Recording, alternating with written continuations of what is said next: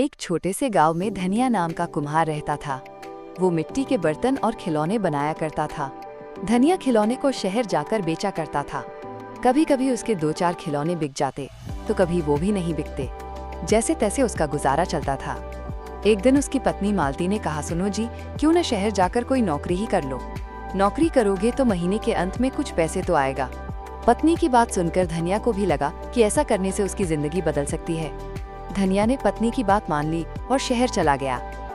धनिया ने शहर में एक नौकरी पकड़ी जरूर, लेकिन उसका मन अभी भी अपने चाक और मिट्टी के खिलौनों में ही रहता था। समय बीतता गया और एक दिन शहर में जहां वो काम करता था, उस मालिक के घर पर उसके बेटे राहुल का जन्मदिन था। शाम को धनिया को भी पार्टी में बुलाया गया था। धनिया ने सोचा सब पार्टी में महंगे गिफ्ट लेकर आएंगे तो वो क्या लेकर जाएं। धनिया ने सोचा मिट्टी का खिलौना लेकर जाएगा, क्योंकि उसके जैसे गरीबों का गिफ्ट कौन देखता है। ये सोचकर उसने मिट्टी का खिलौना बनाया और जन्मदिन पर ले गया। जब दावत खत्म हुई तो राहुल की नज़र उस मिट्टी के खिलौने पर पड़ी। उसने हाथ में उठा लिया और खुश होकर और भी बच्चों को दिखाने लगा। खिलौना सभी बच्चों को बहुत पसंद आया।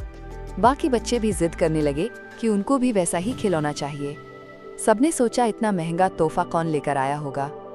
तभी किसी ने कहा कि ये खिलौना तो शायद आपका नौकर धनिया लेकर आया है।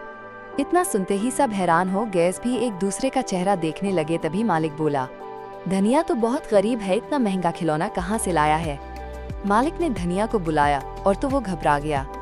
धनिया ने पूछा, मालिक का क्या आपने मुझे बुलाया। हाँ धनिया, क्या ये खिलौना तुमने दिया है। हाँ मालिक। मालिक ने पूछा, तुम ये खिलौना कहाँ से लेकर आए हो और इतना महंगा तोहफा तुम लाए कैसे।